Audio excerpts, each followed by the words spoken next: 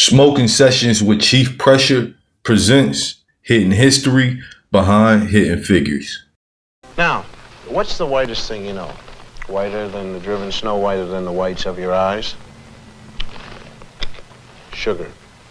Non-integrated, non-black, sweet sugar. But you see, there is a black man in your sugar. His name is Norbert Rillier. Norbert Rillier in 1846 invented a vacuum pan that revolutionized the sugar refining industry. Now, you have to dig to find that fact. I mean, it's not much history, but it's still history. Norbert Rillier was born March 17, 1806 to October 8, 1894, and was a Louisiana Creole inventor and was widely considered one of the earliest chemical engineers and noted for his pioneer invention of the multiple effect evaporator. That's what Bill Cosby was just speaking on. Norbert was from a prominent Creole family, the eldest of 7 children. He was the son of Vincent Rillier, a white plantation owner and inventor, and Placée, a free woman of color named Constance Vivian. Placage was a recognized extra-legal system in French and Spanish slave colonies of North America, including the Caribbean, by which ethnic European men entered into civil unions with non-Europeans of African, American Indian, and mixed race descent. The term comes from the French placer, meaning to place with. The women were not legally recognized as wives, but were known as placees. Their relationships were recognized among the free people of color as left-hand marriages. Now, Constance herself, Norbert's mother, was from a very, very prominent free people of color family in New Orleans. And you can find many records of her owning, buying, and selling slaves. Now, as a Creole of color, Norbert had education and privileges that others didn't. He went to private Catholic schools in Louisiana before being sent to Paris, France, to study at one of their top engineering schools. While there, he became an expert in steam engines, which would later lay the foundation of his evaporator. While in France, Norbert started researching ways to improve the process of sugar refining. Meanwhile, back in Louisiana, Norbert's brother Edmond, a builder, along with their cousin Norbert Sully, an architect, began working with Edmond Forstall to build a new Louisiana sugar refinery. In 1833, Forstall, having heard about Rillier's research into sugar refining, offered him the position of head engineer at the not yet completed sugar refinery.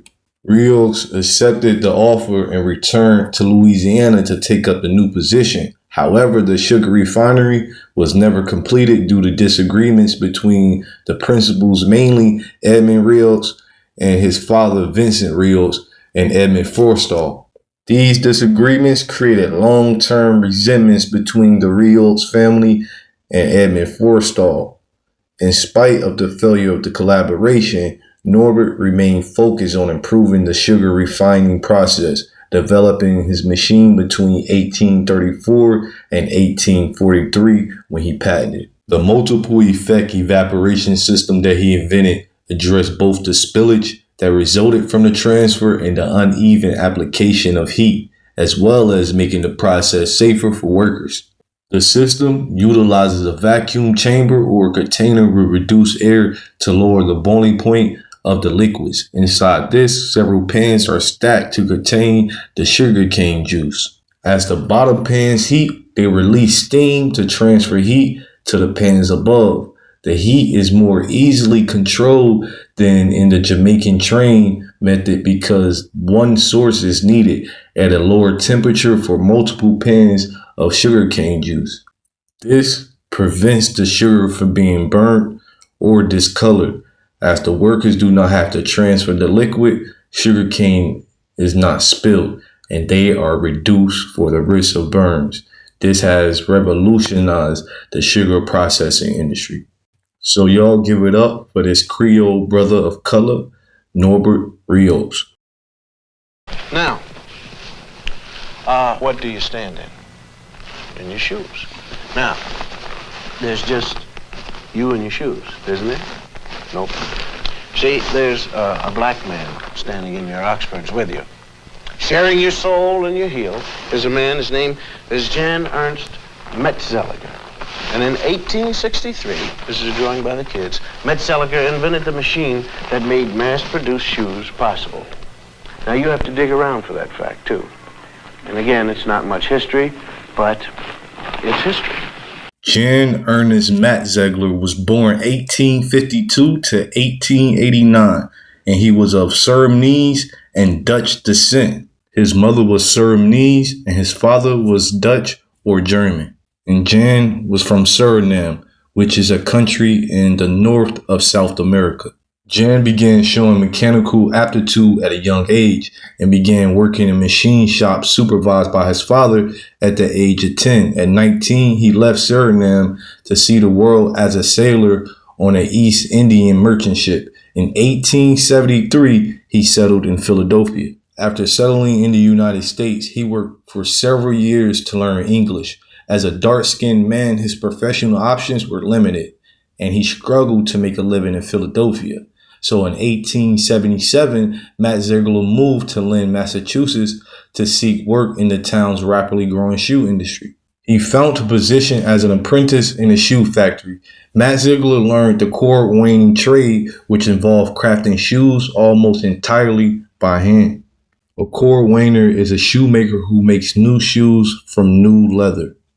Cord wainers made molds of customers' feet called laths with wood or stone.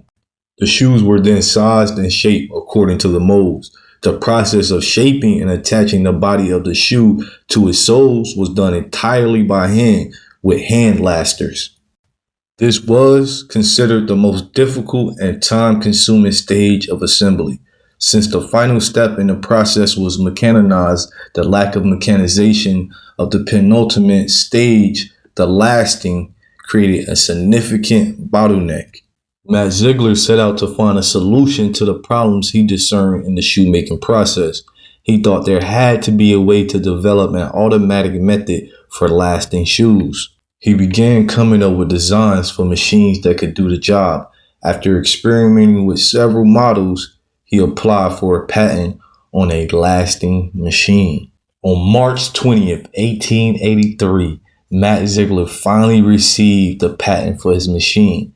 The mechanism held a shoe on a last, pulled the leather down around the heel, set and drove in the nails, and then discharged the completed shoe. It had the capacity to produce 700 pairs of shoes a day, more than 10 times the amount typically produced by human hands.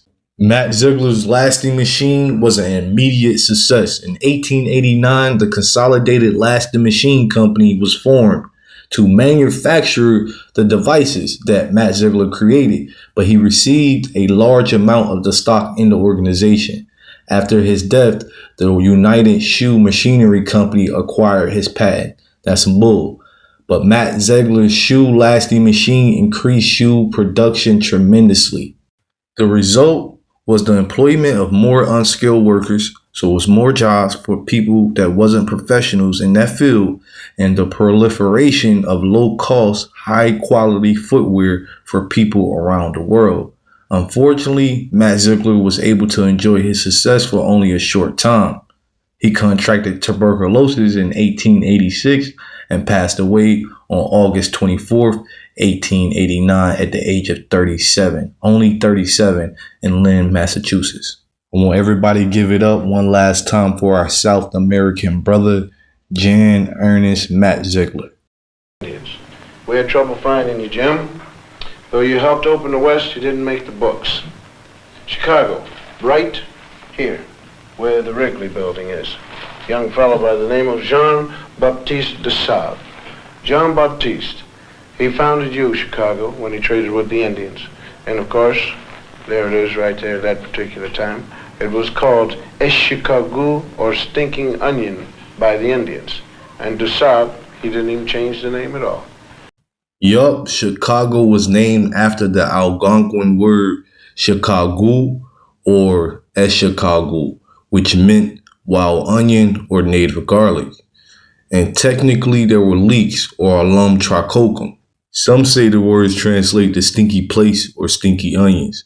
Now, when it comes to Jean-Baptiste Point du Sable, there's many interesting facts that are not well known or just not spoken on. The main one being that it's not proven with any credible evidence or sources that he was Haitian. Yup, I said it. And on top of that, they have no proof of who his parents were. They will give you the story that his father was a French mariner on a Black Seagull and his mother was an enslaved African woman in Haiti. But in the same exact breath, they will say they don't know the name of his parents when they were born or anything, right? So how can you know what they were? I want y'all to let that simmer in while we acknowledge the great Jean-Baptiste Point du Sable. Oh yeah, there were no paintings, portraits, or engravings of Jean-Baptiste when he was alive. So basically all the images of him that you're going to see is not technically how he looked. It came from this image right here. The rest of them that you're going to see, and this one wasn't a portrait or a painting of him when he was alive. It was actually a drawing from a person who just heard of his legend, of his story. All right, so I'm not saying that Jean-Baptiste Point du Sable isn't Haitian. I'm just saying they have no records of him being so, right? I know the narrative is out there that he was born in Saint Domingo, which comes from the memoir of Juliet Kinsey, who never met him. And Juliet Kinsey is the wife of John Kinsey, who they were trying to give credit to of establishing or founding Chicago. And Juliet is the one that drew the initial drawing of Jean-Baptiste Point du Sable.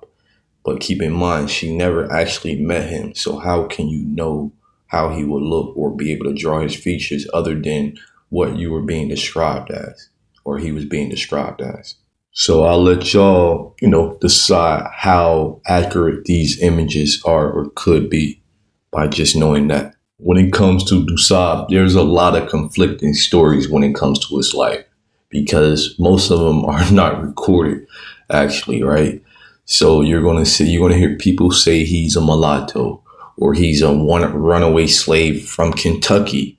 Then you're going to have others say that he came on a shipwreck in New Orleans and the ship sunk and he lost his identity papers and a priest came out to save him from slavery and blase, blase, blah. Now, I'm going to give you a couple different narratives of du Sable's life. I'm going to let you decide what's most believable and what's not. I'm just here to give you and share the information. Some things or some narratives that I'm going to share can be disputed, but what can't be disputed is he actually owning land in the area of Chicago and setting up a more extensive trade network. So I'm not going to say it wasn't already some established, but he did it in a far better way than it was currently presented at the time. So filmmuseum.org cites that he was born to a French father and an enslaved African mother in Saint Marc, Saint Domingo, which is present-day Haiti, around 1745. Says du Sable's early life is essentially a mystery. Keep that in mind. We do know between 1769 and 1770, he was shipwrecked on his way to New Orleans with his friend Jacques Clermorgan and spent time in that region. They do not know. An entrepreneur always looking for opportunities to continue his trading enterprise, du Sable worked his way up north from New Orleans, relocating several times over the next several years. He formed relationships with several American Indian communities in the Great Lakes region and was eventually mentored by Pontiac, a leader of several Great Lakes tribes. Du Sable became instrumental in negotiating and preserving peace among several tribes after Chief Pontiac's war and death. By 1778, du Sable had established himself in that area that would become Chicago, and in that year married Kitawa, a Potawatomi woman also known as Catherine. The pair settled by a place, the Potawatomi, called Chicago on the north bank of the Chicago River at its junction with Lake Michigan. They had two children, John Baptiste Point Dusab Jr. and Suzanne. Though Dusab wasn't the first trader to pass through the area, he was the first non-native person to stay and establish a permanent post. His estate would eventually consist of a modest-sized home, a horse mill, a bakehouse, a dairy, a smokehouse, a poultry house, a workshop, a stable, and a barn. Dusab is often described as a fur trader, but to me, that's a diminutive reference to him, explained Etzer Kantave, president of Dusab Heritage Association. It's been well documented he is an entrepreneur and his business operation was complex. Kantave adds that Dusab has such a business acumen that he took advantage of all economic possibilities that the area had to offer, and then he presented them in a way that served this community, that served his partners, and developed not only Chicago, but the Midwest. Now I want y'all to hear what this other website had to say. It's called theauthenticprincess.com, Point Dusab Steaming Up Learning, right? And it goes on to say John Baptiste Point Dusab was a black trader and explorer who established the first permanent non-Native American settlement in present-day Chicago. He was born in St. Mark, Saint Domingo, present-day Haiti, around 1745. His mother was an emancipated slave from the region in Africa, now within the Congo nation. His father was a French merchant mariner on a ship called the Black Seagull. It was believed that his mother was killed when the Spaniards raided their Haitian town in 1755.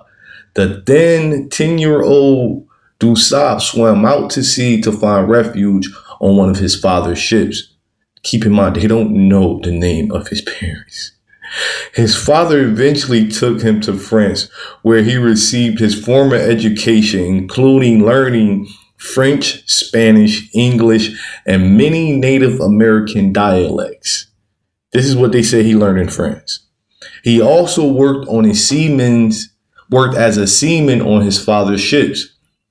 In 1765, Dusab is believed to have come to America through a port of New Orleans, but having lost his identification papers and been injured en route, Dusab was almost enslaved. He found shelter and safety with the Jesuit priests until he was healthy enough to travel, at which point the journey north towards the Great Lakes region in search of safety and opportunity. I'm going to stop there.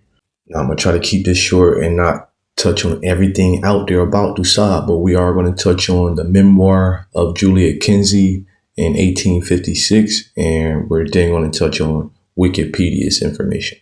So the book we're reading from before Wikipedia is actually called Journal of a Fur Trading Expedition on the Upper Missouri, 1812 to 1813 by John C. Ludick. So it goes on to say John Baptiste Point Dusab, a French West Indian mulatto reputed to be the first settler of Chicago, having a trading house and a residence on the bank of the Chicago River, where Pine Street now ends, prior to 1779. According to Mrs. John H. Kinsey, whose husband purchased the house built by Point Dusab, he was a native of San Domingo. N. Masson, in his French and Indian Wars of Illinois, says he was a runaway slave from Lexington, Kentucky. Point Dusab, June 14, 1809, in making an affidavit at St. Charles as to some Indian depredations on the Illinois River, designated himself Baptiste Point Dusab, a free mulatto man. Point Dusab's chief occupation seems to have been that of a trader who wandered from place to place in a customary manner, and fortunately left a record now and then. In 1779, he was in Chicago, and in the summer of that same year, he was established on the River Chemung, later known as the Trail Creek, probably on the site of Michigan City, Indiana. It was at this place he was arrested by Lieutenant Bennett, who had been sent by the British Army to forestall an anticipated attack on Mackinac by George Rogers Clark. Point du Sable arrest seemed to have been due to his seeming attachment to the American cause, although at the time he was in the employ of a British trader named Durand, who had undertaken to guide a British war party to the Illinois country to cooperate with Bennett in his petition for a grant of land from the United States government presented in 1783. Point du Sable satisfied commissioners that he was a citizen of the United States. He stated that as early as 1780, he had resided at Peoria with his family and had approved a farm of 30 acres between the old fort and the new settlements of Peoria. In 1790, he was again in Chicago and probably intermittently for 5 or 6 years. In this same year, on October 4th, Suzanne, the natural daughter of Point du Sable, and an Indian woman, married Jean Baptiste Pelletier at Cahokia, and on October 7, 1799, a child born of this union was baptized in the old cathedral at St. Louis. The entry states that Pelletier's spouse, Suzanne Point Sable, was habitant of Chicago. In 1796, he appeared at Mackinac. The next record of him is as a witness or juror on September 29, 1802, in the St. Clair County, Illinois, then Indiana Territory, Court of Common Pleas. The first positive record I have found of Point du Sable's residence in Missouri is in 1805, when he purchased some land in St. Charles County from a Negro named Roden. The records show from this time on until June 1813, several transfers of property in the city and county of St. Charles were made jointly by Jean Baptiste Point Sable and Baptiste Point Sable, as the names were usually written to distinguish father and son. In June 1813, as Jean Baptiste Point de Sable, he conveyed a lot and a house in the city of St. Charles, together with all of his other property of various kinds, to Eulila Barada, wife of Michael Duras. He probably was ill at the time, as the consideration was mentioned her promise to take care of him in his illness and to bury him in the Catholic cemetery at St. Charles. The names appearing on the records, Point du Sable, Point Sable, and Point Sable, are only variations of Point du Sable, the title to the property involved in each case being traceable to the same man. It is an interesting fact that Point du Sable always simply signed with his initials, JBPS, as shown in the cut above. The son, Baptiste Point du Sable Jr., died sometime prior to February 17, 1814. As letters of administration were then granted at St. Charles, Missouri, on his estate to Henry Height. No heirs were then given, and no files in that case are to be found in the probate court.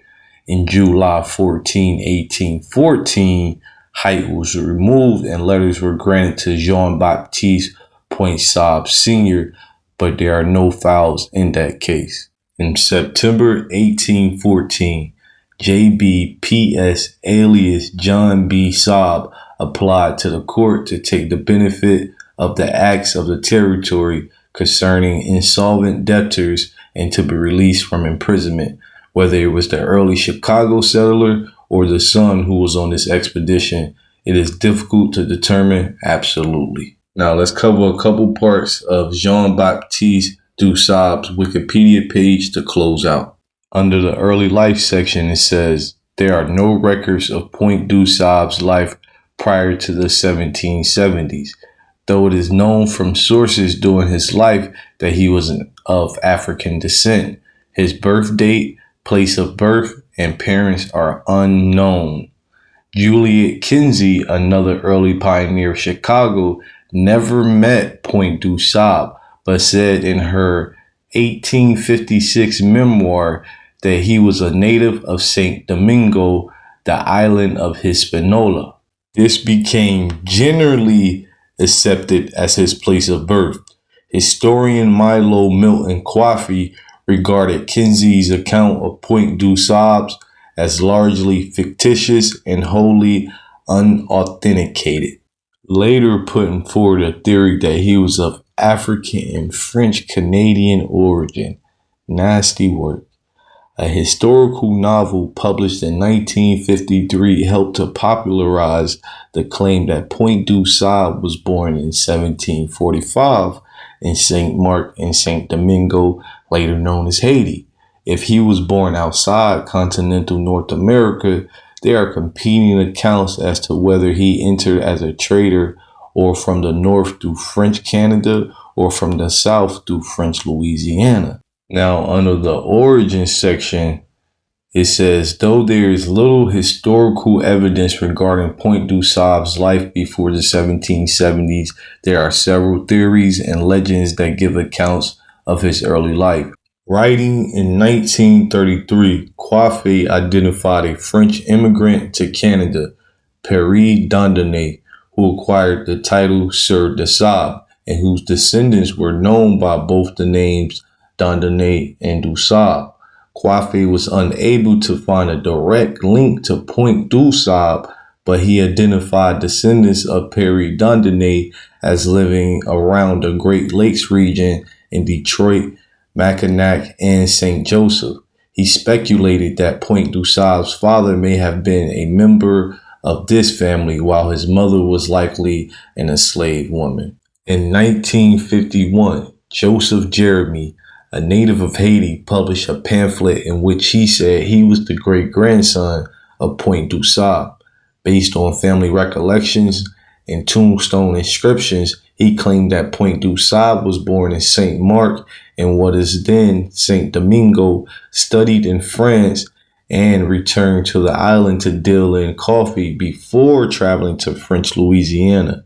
Historian and Point du Sable biographer John F. Sweeson has called these claims elaborate, undocumented assertions in a fanciful biography. And the fiction section says, in 1953, Shirley Graham drew from the work of Coiffé and Jeremy in a historical novel about Point du Sable. She described it as not accurate history nor pure fiction, but rather an imaginative interpretation of all the known facts. This book presented Point du Sable as the son of the mate on a pirate ship, the Black Seagull, and a free woman called Suzanne. Despite lack of evidence and the continued debate about Point du Sable's early parentage, birthplace, this is a popular story that has been repeated and widely presented as being definite, even though we know it's not. Nevertheless, let's give it up for Jean-Baptiste Point du Sable.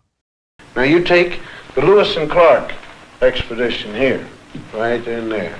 You'll find a black man named York helping to open the West. Those men are trying to wash the black out of York. That's what you might call historically significant, because a lot of people think we ought to wash white, but we ain't gonna, you see. Hold up. Wait a minute. Nah, let's talk about York the Explorer 2 second style. It said that he was born an African slave in Virginia, even though they don't have proof of him actually being African. Now, they do have proof of him being a slave. They talking about he was enslaved in Virginia on a tobacco plantation, but we all know that tobacco is indigenous to the Americas, and we've been cultivating that for thousands of years.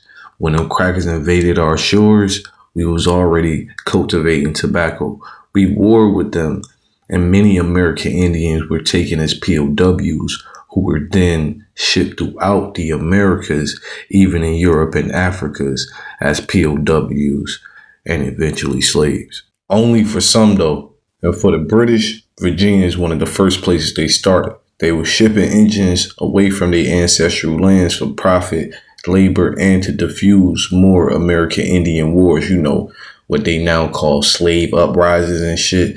Now, there was Indian wars and Indian battles and revolts. The intra-American slave trade was way, way more prevalent than that so-called transatlantic slave trade. Remember, when them British crackers arrived in Virginia like John Smith, they seen Indians like Chief Powhatan, you know, the father of Pocahontas. and this statue can be found in the Historical Museum of Virginia, and it also says he's a tobacco Indian. Now let's get back to the great York, the explorer, whose genealogical origins is a little cloudy. York was born in Caroline County near Ladysmith, Virginia. His skin was dark colored. He and several members of his family were enslaved by the Clark family. The will of John Clark III, father of George Rogers and William Clark, states, "I give and bequeath to my son Edmund 3 slaves, to wit Peter, Vega's child, and Scipio and Derrida, Rose's children. I give and bequeath to my son William 1 black man named York, also Old York and his wife Rose, and their 2 children, Nancy and Juba, also 3 old Negroes, Tame, Cupid, and Harry." The most plausible family tree based on this description and others is that York was the son of Old York, not by Rose though. That Scipio and Daphne were Rose's children, but not by Old York, and Nancy and Juba were Old York and Rose's biological children together. This would make Scipio, Daphne, Juba, and Nancy the half siblings of York. And when it comes to Old York, right, they don't have no evidence or records of when and where he was born. So I don't know how they claiming he African. And from my knowledge, they don't have any shit manifest either. And when it comes to his biological mother, it's an even bigger question mark on who she is. Now, the pasty-faced William Clark called York his playmate. He was Clark's quote-unquote body servant, whatever the fuck that means. They say York's first name is Ben. There's a single unsupported oral report from 1965 that York also went by the name Ben. The name never appears in any of the many records of Lewis and Clark expedition, nor in any document. And that's according to Wikipedia. Oh yeah, they said that he was born in the colony of Virginia too. That's not the state that we know today. That was a little small square footage of land that we gave them. So they talking about good old York was the only black member and man of the Lewis and Clark expedition of 1804 to 1806. So this cracker, William Clark, drug York all the way across the country to Washington State just to see the Pacific Ocean. Now they say York was a big nigga, around 200 pounds. He was about the same age as Clark, probably a few years older or younger, and he was naturally strong. And I'm guessing he was the darkest motherfucker around, or one of them, because they wanted to emphasize how dark his skin was, saying he was black as a bear, and his hair was short and curly.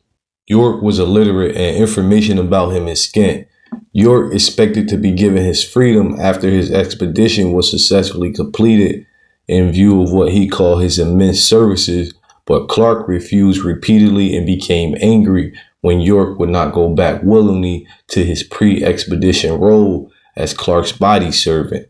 He also expressed irritation at York's insistence on remaining in Louisville, where his wife and possibly children were. He whipped York and eventually sold him. Cuz York wasn't having that shit, cuz. Whole time they needed him. Without him, they would have died out there. See, York could swim, and most of the crackers he was with couldn't. They allowed him to use a rifle too, something that most enslaved people couldn't. Yeah, that boy had that cannon. When a decision had to be made, York's vote counted equally with those of the palefaces. A modern writer has called York indispensable to the expedition. The journals are peppered with references to York's hunting prowess. He shot buffalo, deer, and geese alike. His use of a rifle is highly unusual and shows the trust expedition members had in him. Cuz was blowing shit down and definitely antedated the expedition or sped it up. He also kept an eye out for new species for which the expedition was searching for. He played a major role in the heavy work of paddling upstream, portaging, and building shelters. Of course, he aided in navigating trails and waterways. They had York carrying a whole damn canoe by itself.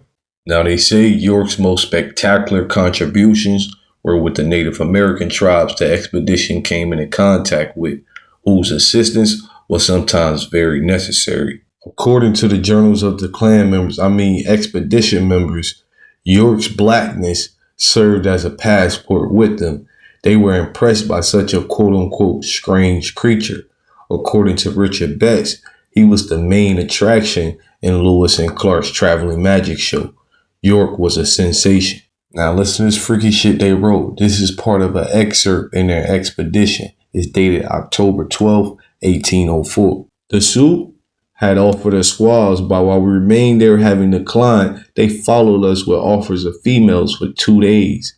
The Ricars had been equally accommodating. We had equally understood their temptation, but such was their desire to oblige that their 2 very handsome young squaws were sent on board this evening and persecuted us with civilities. That boy said persecuted us with civilities. The black man York participated largely in these favors, for instead of inspiring any prejudice, his color seemed to procure him additional advantages from the Indians who desired to preserve among them some memorial of this wonderful stranger.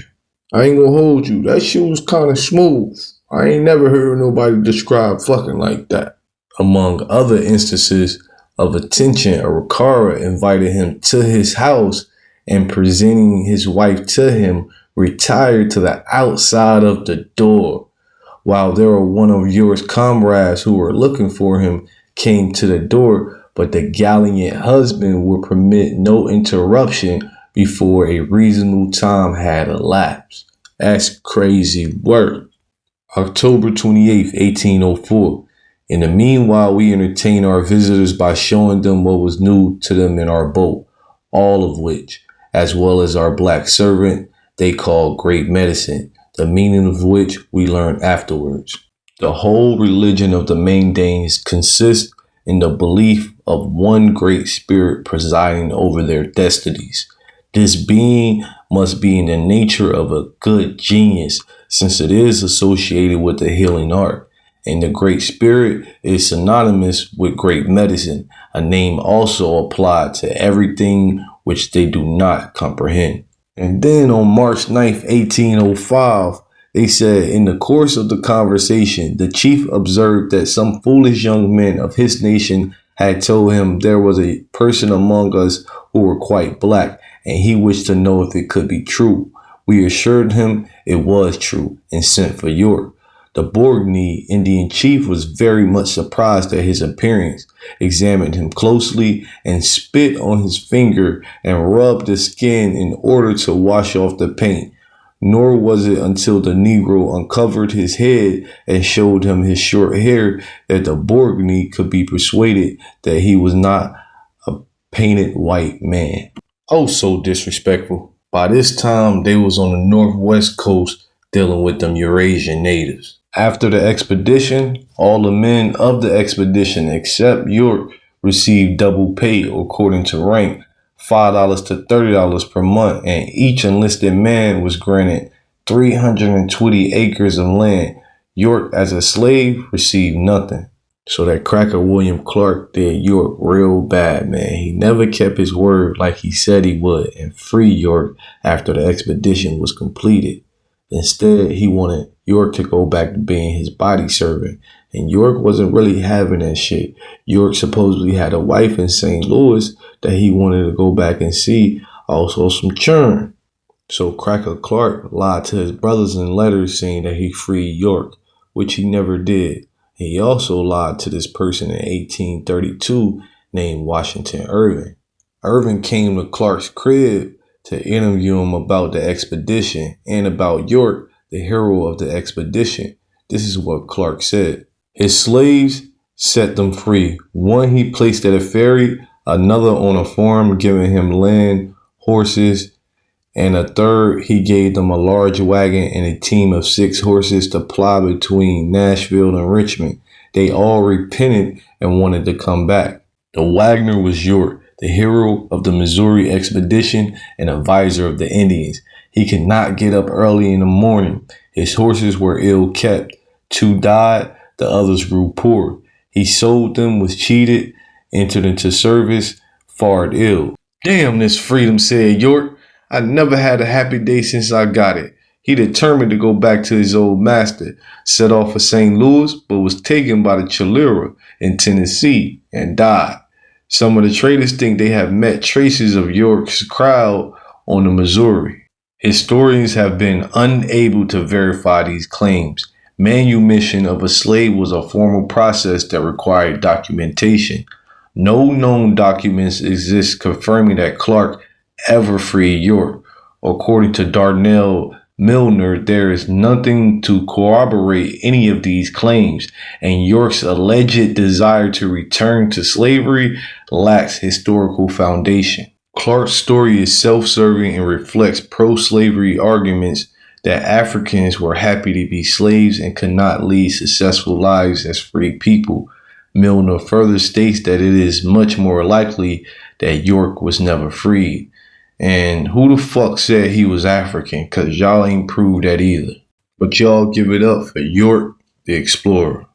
Texas. Coming to you, Texas. Right down the Chisholm Trail. Right here. Right down there with 5,000 black cowboys who never made it to the Hollywood Western. Did you know that? Huh? In this same group, there was one black outlaw. His name was Deadwood Dick, who claimed his soul brothers were Bat Masterson, Billy the Kid, and Jesse James.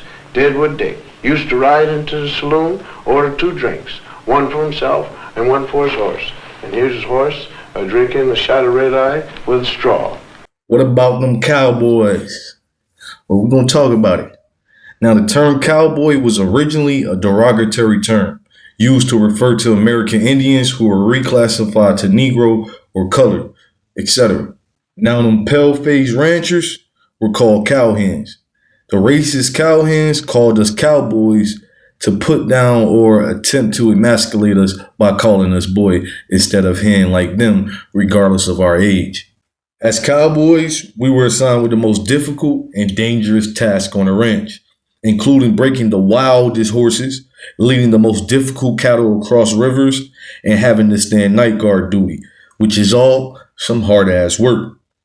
Due to the racial discrimination, it mostly limited the opportunities for advancement and leadership roles on ranches. Even though we were the most skilled cowboys, we had to do extra work, like cooking, laundry, and guarding the herd at night. So as cowboys, we had to go out there and take our respect. The Westerns in Hollywood whitewashed the true history of the cowboys. So I got to give you some of the real. Since Cosby mentioned them, let's start with Nathaniel Nat Love, aka Deadwood Dick. He got the nickname Deadwood Dick by being the winner of rodeos in Deadwood, Dakota. He was definitely one of the most famous cowboys. He was a master at being a cowboy, one of the best rodeo performers or horse riders, bullseye gunslinger, and the best cattle tracking and Mustang ropers of the West. They'll tell you that he was born into slavery in Tennessee, but won't tell you that both of his parents were Cherokee or Anyayaweah by blood. That's why he ain't fear shit, because he knew who he was. He was actually raised and born on his family's plantation. Born June 14th, 1854, passed February 11th, 1921, at the age of 66. In 1907, he wrote his autobiography titled Life and Adventures of Nat Love, better known in the cattle country as Deadwood Dick, by itself. On page 99, he said that he was shot and wounded and captured by the Pima Indians. But side note, Pima Indians were synonymous with slave among other Indian tribes at one time. The leader of the group was named Yellow Dog. Nat Love described the Pima Indians, and he said they were composed largely of half-breeds and people of colored blood. They nursed him back to health. They respected his Indian heritage so much, they offered him 100 ponies if he joined the tribe and married Yellow Dog's daughter. A month later, though, he stole a pony and escaped into West Texas. After the cowboy lifestyle, though, he settled down and worked as a Pullman porter in Denver, Colorado, before his final destination, Southern California. Next is James Pearson Beckwourth, aka Bloody Arm, because he had the hands of a professional fighter. They said he never lost a fight, so he used to put hands and feet on them boys, you hear me? He was born April 26, 1798, or right on 1800, in Virginia, and passed 1866. They claim he was born into slavery. His father was Jennings Beckwourth, a colonizer planter, and his mom was an American Indian woman who were supposedly enslaved by Bloody Arm's father. His father supposedly freed him while he was still young in 1824. Occupation-wise, he was mostly a fur trader and a trapper, but he also was a businessman, explorer, author, and scout. A few years later, he became a chief of the Crow Indians. He was the leader of the Dog Clan for a long time. He even married another Crow chief's daughter. Then he went and did some whole ass shit and joined the U.S. Army a few years later to fight against my people in the Second Seminole War in 1837. He was employed again a few years later by the U.S. Army as a scout at Fort Laramie and Fort Phil Kearny in his 60s. And he too wrote a book about his life called The Life and Adventures of James P. Beckwourth, published in 1856. Who we got next? Okay, Rufus Buck, the YN of his day. He was a leader of the Rufus Buck gang in Oklahoma. Both of his parents were Creek Indian. It said that he dreamed that his gang spree would trigger an Indian uprising that would expel the illegal white majority and reclaim the whole territory for his native people. Sound like a young Fred Hampton to me. Or should I say older, right? Him and his gang, though, they was wilding out for 13 straight days before they were caught, tried, and hanged. He passed at only 18 years old in Arkansas on June 1st, 1896. The whole Rufus Buck gang lived a fast and short life. So-called slavery wasn't established on the West like that by the British, then the U.S. government, until much, much later. Slavery wasn't established in Texas until 1822, California in the 1840s, Oklahoma, 1836, etc. Which all of those states who tried to establish a slavery system was short-lived by either the second Mexican president establishing it in 1831, who was unalive a year later, or the Civil War in 1865 nationwide. And that really came with the Emancipation of Proclamation, which really was for the Texans. Everywhere else, it was already being abolished. So, yeah. Next up, we got Willie M. Pickett, a.k.a. Bill Pickett, a.k.a. the Dusky Demon.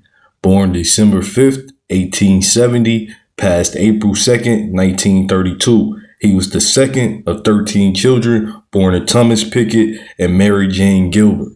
Both of his parents were Cherokee Indians.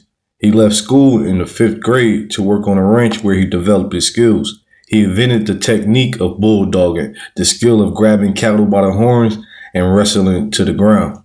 It was known to cattlemen that with a trained bulldog, a stray steer could be caught.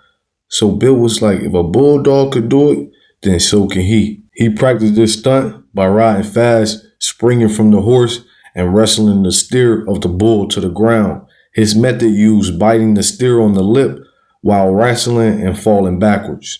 He taught and helped other cowboys with bulldogging. Now, I forgot to mention that Bill is from Peso, Texas, the birth of the rodeo, and Texas is the capital of the rodeo today. Pickett was starting to become popular for his tricks and his stunts at local county fairs. With his 4 brothers, he established the Pickett Brothers, Bronco Busters, and Rough Riders Association. Bill Pickett's name became synonymous with successful rodeos. He did his bulldogging act, traveling about in Texas, Arizona, Wyoming, and Oklahoma. In 1905, Pickett joined the 101 Ranch Wild West Show, the biggest rodeo of his day. It featured other stars like Buffalo Bill, Will Rogers, Tom Mick, B-Ho Cray, and more. His performance name was the Dusky Demon. After that, he took off to stardom, touring around the world and appeared in early motion pictures. They discriminated against Pickett, though, limiting his opportunities for rodeos and films due to his heritage.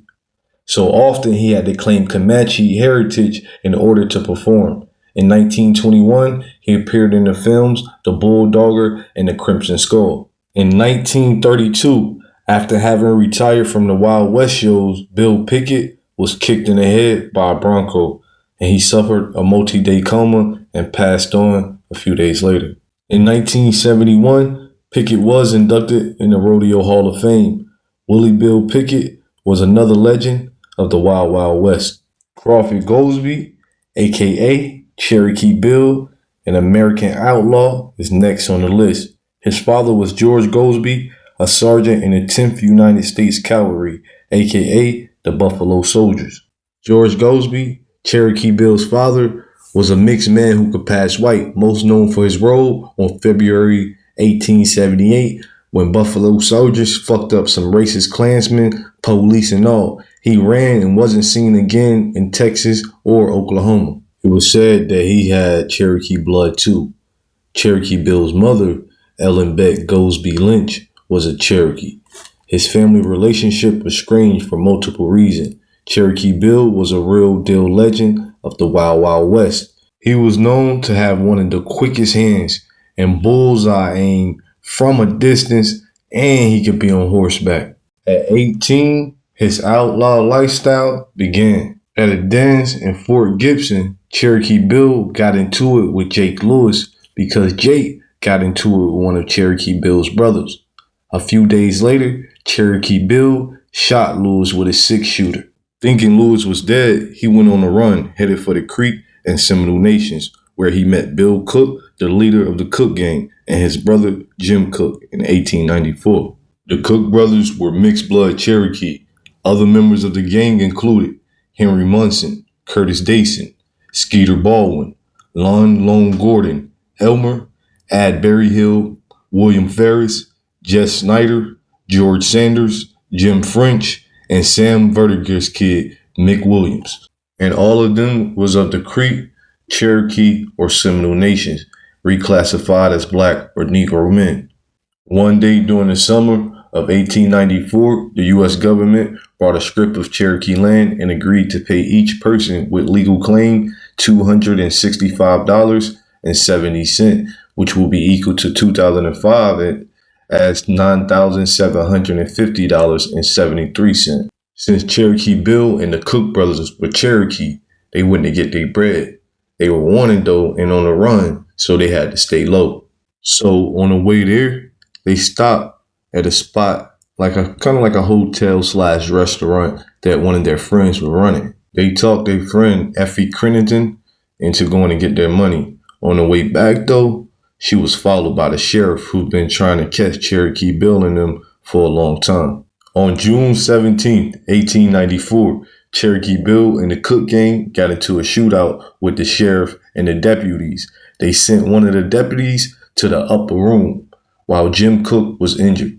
At the same time, they made the rest of the deputies there run. After this, Cherokee Bill and the Cook Gang was powered up and they really started wrecking shit. Them young boys was too hot, so them crackers was on them. On January 31st, 1895, Cherokee Bill was finally caught. While he was locked up, awaiting trial, he tried to break out. On July 26, 1895, he almost got up out of there after putting down a couple of them crackers with a pistol somebody snuck in for him. The backup deputies came just in time to keep Cherokee Bill from escaping on the outside, but Cherokee Bill kept them from coming on the inside. That's until a fellow prisoner that Cherokee Bill respected talked him into giving up. 9 months later, at the age of 20, he would be sentenced to be hanged after losing trial. On that day after 2 p.m., while walking on the gallows, "What a good day to die," he yelled to the crowd. They asked him if he had any last words. He replied, "I came here to die, not give a speech." 12 minutes later, he took his last breath. Give it up for Crawford, Cherokee Bill Goldsby, the baddest cowboy in the Cook game. Some other notable names are Bass Reeves, Bosie Ickert, Isam Dart, and Mary Fields, aka Stagecoach Mary or Black Mary, just to name a few of the many legends of the Wild Wild West. And how about the 186,000 blacks who fought on the Union side during the Civil War? 38,000 died. How about Teddy Roosevelt's charge up San Juan Hill? It wasn't just the Rough Riders who made it. 4 black regiments went right up with Teddy. They didn't get lost going up the hill. They got lost in the history books. That's why when the Europeans realized initially that they couldn't beat us after a few tries, they used us to beat us because we're truly the only ones who can beat us. Divide and conquer always been their true weapon of mass destruction. That's why unity to me is the only way to really fuck up their plans. From the thousands of Indian wars like the King Philip or Metacom War, Yamasee War, Gullah Geechee, Creek, Okanee, Seminole Wars, etc. You had the Revolutionary War, the Civil War, which is really the ending of the last most significant American Indian Wars, which allowed the U.S. military to really have that foothold they needed to conquer the West right before the Reconstruction era. The World War, the Vietnam War, the Korean War, to the modern wars of today. Our people, our blood has always shed in or for our ancestral homelands. Even when these crackers kept us segregated to treat us like shit, we showed them we the shit without having the same comfort or benefits they had, like adequate pay, clothes, boots, socks, food, and more. We had brave and skilled brothers like the Tuskegee Airmen, aka the Red Tails, who the U.S. injected with syphilis after they won the war and used them like lab rats. That's how they show their appreciation to us, huh? What you know about the Harlem Hellfighters, a regiment full of brothers that was originally called the 15th New York National Guard Regiment, but it was reorganized as the 369th Infantry Regiment when it was federalized. The Harlem Hellfighters were authorized in 1913. The Germans nicknamed the regiment Hellfighters because of their bravery and combat skills. The regiment served in France for 191 days, which was longer than any other American regiment in World War I. The regiment received the Croix de Guerre, which was one of France's highest awards. So basically, the Harlem Hellfighters freed France from the Germans. If you haven't seen the movie The 24th, go watch that. It's about the 24th Infantry, aka the Buffalo Soldiers, and how they wiped out a whole town of racist crackers for violating too much. They should have did it off rip. I mean, y'all go watch it. You know, I won't tolerate some parts of that shit, most parts of that shit, right? But I like the part that it shows what we can do to these motherfuckers when we're united. And we all know that the U.S. military used the Buffalo Soldiers to take out the combative Eurasian native invaders that were out west. And we got the Mount 4 Point Marines, to name just a few. Now, that was just some of the brothers, but we can't forget to mention the sisters who contributed greatly also. Sisters filled and created many vital roles in the military, like nurses who served in the hospitals, troop centers, and provided aid to soldiers on the field. Sisters were cooks and bandage makers too. Yeah, they actually created bandages to support soldiers. Sisters also worked in logistics and as administrative support. Yeah, sisters that fixed equipment like aircrafts, trucks, cars, etc. It wouldn't be too much later that the U.S. military allowed the sisters to prove themselves in combat. But we can't leave out the 666, an all-melanated American female unit that served in World War II, who was the first all-women unit to be deployed overseas. The 688th was a unit of more than 800 sisters that was tasked with working through a huge backlog of mail meant for the troops, because General Eisenhower wanted that mail to get to the troops in the field to boost the morale. When they arrived to the building, it was stacked to the ceiling with mail bags, packages of spoiled food, and gifts, along with an infestation of rats. Working in 3 8-hour shifts around the clock, they were able to complete sorting the mail, which was more than 65,000 pieces of mail in half of the expected time, only 3 months. The unit went on to different cities and countries between the U.S. and Europe to help. Another key thing to add is that the U.S. military was facing a severe shortage of nurses before they stopped limiting how much sisters could join. We as melanated Americans invented many things that contributed to the military that we don't outright get the credit for. Like we invented war bombs, gun machines, aircraft guns, explosive bullets, submarines, and diving suits. And that's only by the year of 1920. War brilliant brothers like George Washington Carver, who invented and developed products for the U.S. military too. During World War I, George Washington Carver developed alternate uses for peanuts, soybeans, and sweet potatoes to address food shortages in the military. And he invented a process for producing paints and stains from soybeans. In World War II, he created peanut rubber for cannons. He created over 300 inventions from just using peanuts alone, not mentioning all the other things he created without peanuts. Now let's give it up for the American brother of the hour, Private Willie Lee Duckworth, born more than 100 years ago in 1924 until he passed in 2004. Private Willie Lee Duckworth created the Duckworth chant, also known as the sound off and Jody called during World War II, which is still used to this day. It has its own variations of each branch in the military. How about the North Pole? Snow White? Well, the first man there was black, Matthew Henson. He spoke Eskimo. And he was Admiral Peary's navigator, and although he made it first to the pole, it never quite made it to the history books. Matthew Alexander Henson was born August 8, 1866, passed March 9, 1955. He was the first man to touch foot at the farthest point in the North Pole. He was a true American. His parents were farmers of their own farm close to the Potomac River in Charles County, Maryland. They were classified as free people of color who were subjugated to attacks by them crackers of the Ku Klux Klan. They ended up selling their land. Henson's mother passed when he was only 7 years old. His father remarried when he was 10 years old, and they moved to Georgetown. At that time, it was an independent town next to Washington, D.C. After Henson's father passed, he was sent to live with his uncle. His uncle paid for his education for the next few years, but soon died too.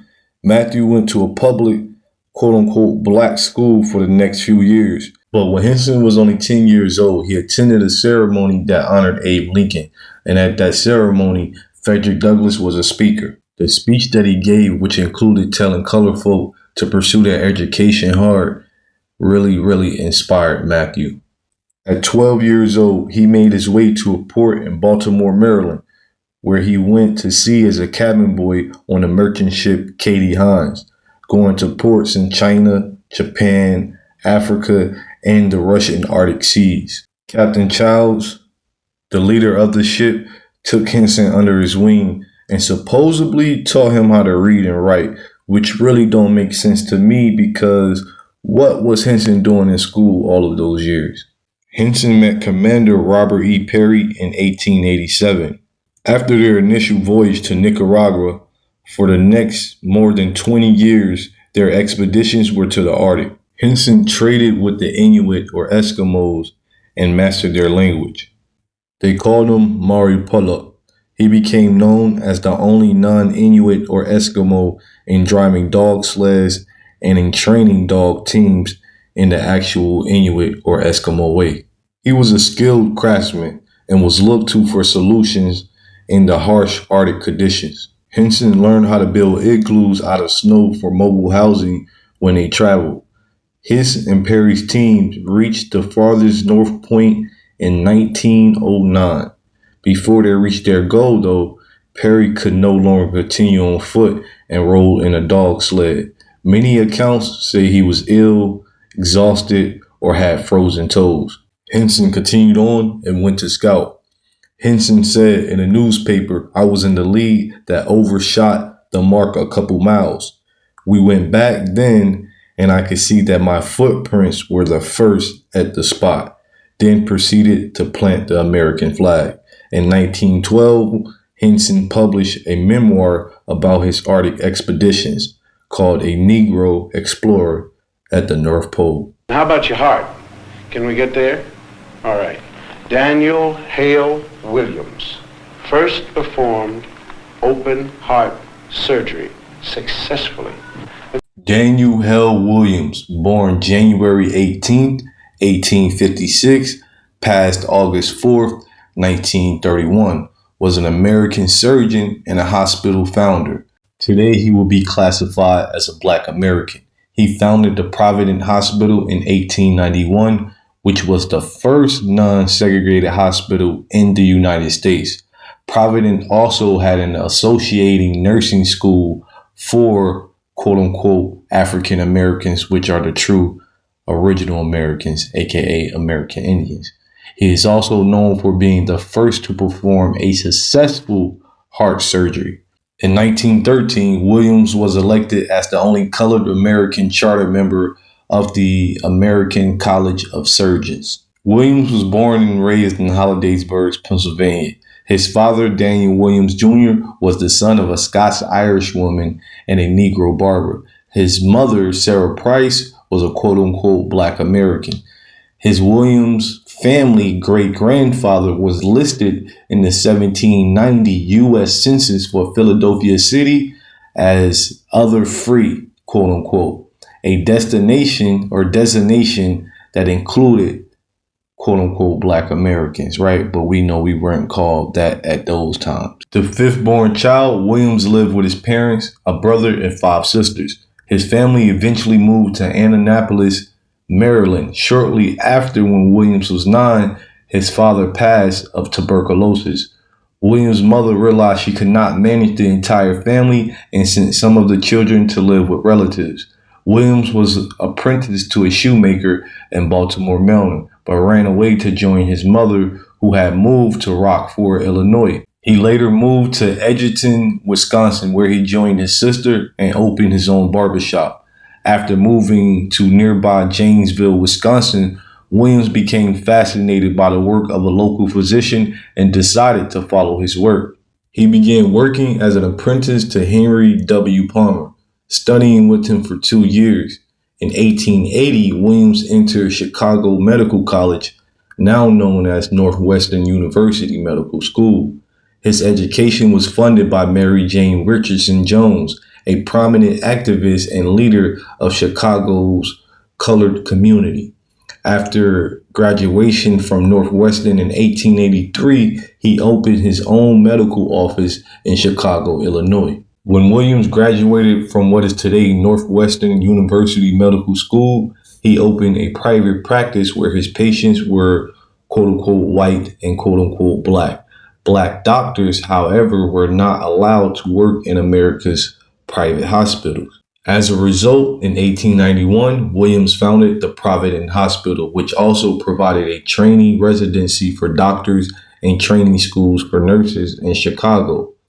This was established mostly for the benefit of so-called African Americans, which we know we are the original Americans, not African at all, residents, to increase their accessibility to healthcare, but its staff and patients were integrated from the start. In 1893, Williams became the first colored American on record to have successfully performed a pericardium surgery to repair a wound. On September 6, 1891, Henry Dalton had been the first European American to successfully perform a pericardium surgery to repair a wound. Earlier successful surgeries to drain the pericardium by performing a pericostomy were done by Francisco Romero in 1801 and Dominique Jean Laurie in 1810.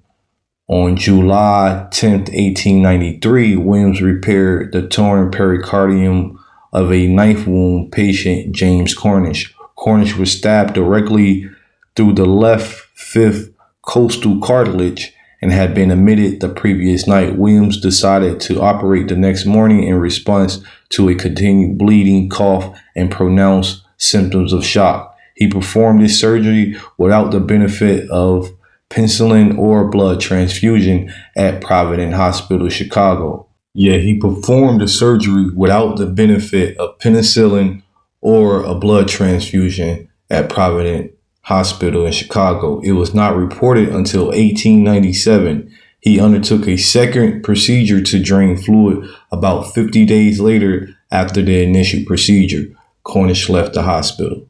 Give it up for this brilliant brother. I know our people appreciate you, especially the people of Chicago. This list could go on forever. Blacks who made it, blacks who made history, but who didn't get into the history text at all. And the strange thing is how little there is about us in the textbooks. Napoleon once said history is a fable agreed upon, and the fable agreed upon up to now is that American history is white on white. But sometimes we did get into the history books. All wrong. Now you take this one. The Growth of the American Republic, 1942 edition. Samuel Eliot Morrison, Henry Steele Commager. Quote, as for. This has to do with slavery. As for Sambo, Professor Morrison. Sambo, Professor Commager. As for Sambo, whose wrongs moved the abolitionists to wrath and tears, there is some reason to believe that he suffered less than any other class in the South from its peculiar institution. Peculiar institution means slavery. Although brought to America by force, the incurably optimistic Negro soon became attached to the country and devoted to his white folks. Unquote. Those lines were written by two Pulitzer Prize-winning white Northern professors.